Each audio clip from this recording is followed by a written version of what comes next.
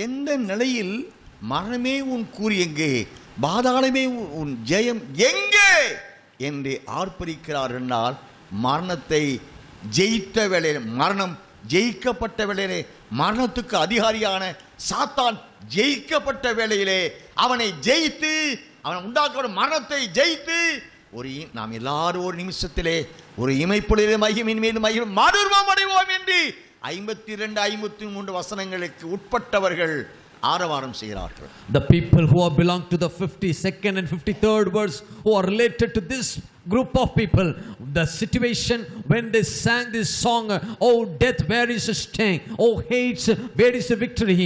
Once they overcame, faced the death and overcome the death could not control them.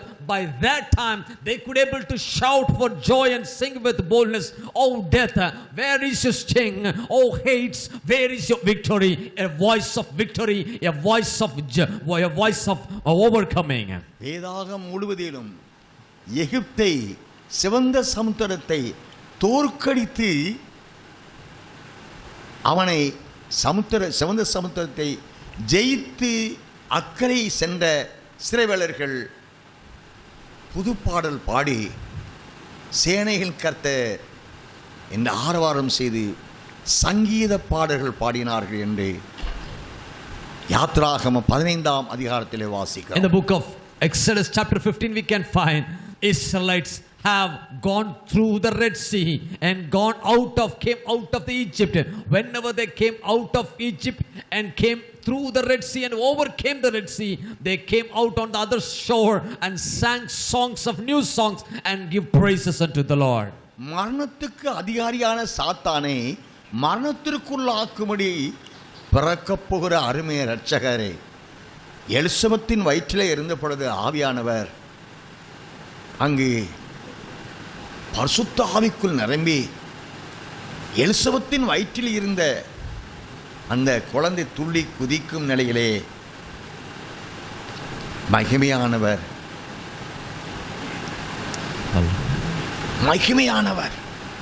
வல்லமையானவர்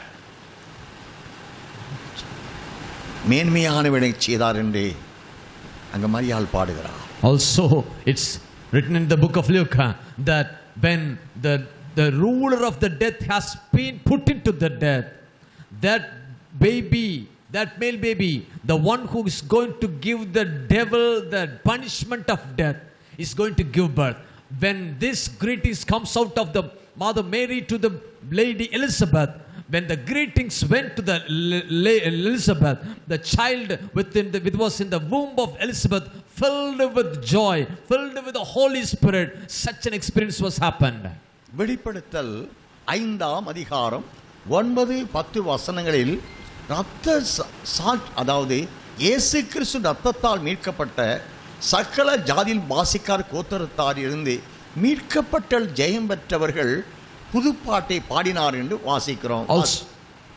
Also this song sang a new song in Revelation chapter 5 verse 9 also 10 also, all the people who were redeemed from every tribe, every tongue, every nation, they are singing a new song saying, தேவரீர் புஸ்தகத்தை வாங்கவும் அதன் முத்திரைகளை உடைக்கவும் பாத்திரராய் இருக்கிறீர்.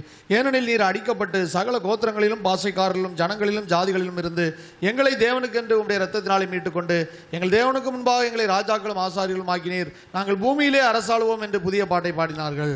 நாங்கள் பூமியிலே அரசாளுவோம் என்ற புதிய பாட்டை ஜெயம் பெற்றவர்கள் பாடினார்கள். Only those people who got victoriously, they sang a song, we shall reign on the earth. வெளிப்படுத்தல் விசேஷம் 15ஆம் அதிகாரம் Revelation chapter 15 1 முதல் 3 வசனங்களிலே அங்கே மோசேயின் பாட்டையும் ஆட்டுக்குட்டியான பாடலையும் ஜெயம் பெற்றவர்கள் பாடினார்கள் என்று வாசிக்கிறோம். Those who overcame the devil sang a new song of Moses and the song of the Lamb of God, which is written in first 3 verses of chapter 15.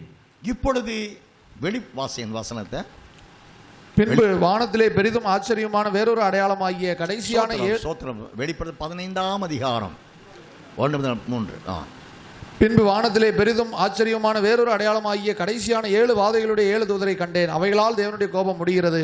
அன்றியும் எங்க வாசி வெளிப்படுத்தின விசேஷம் மூணாம் வசனம், அவர்கள் தேவனுடைய ஊழியக்காரனாகிய மோசேயின் பாட்டையும் ஆட்டுக்குட்டியானவருடைய பாட்டையும் பாடி, சர்வ வல்லமையுள்ள தேவனாகிய கர்த்தாவே, தேவரீருடைய கிரியைகள் மகத்துவமும் ஆச்சரியமானவைகள், பரிசுத்தவான்கள் ராஜாவே, தேவரீருடைய வழிகள் நீதியும் சத்தியமானவைகள். கர்த்தா ஜெயம் பெற்றவர்கள் ரெண்டாம் வசனம், மோசேயின் பாட்டை ஆட்டுக்குட்டியான பாடலை பாடினார்கள் என்று வாசிக்கிறோம். The overcomers sang the song of Moses and the servant of God, the song of the Lamb. They sang a song unto the Lord.